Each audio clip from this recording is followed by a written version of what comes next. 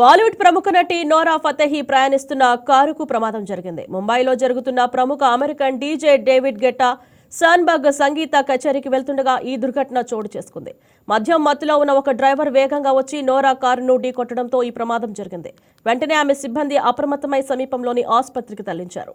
ఆమెకు తీవ్రమైన గాయాలేవీ కాలేదని, ఆరోగ్యం నిలకడగా ఉందని పోలీసులు ధృవీకరించారు. ప్రమాదం అనంతరం నోరా ఫతేహి తన ఇన్స్టాగ్రామ్లో ఓ వీడియో పోస్ట్ చేశారు. తాగి నడుపుతున్న వ్యక్తి తన కారును ఢీకొట్టాడని, ఈ ఘటన చాలా భయంకరంగా, బాధాకరంగా అనిపించిందన్నారు.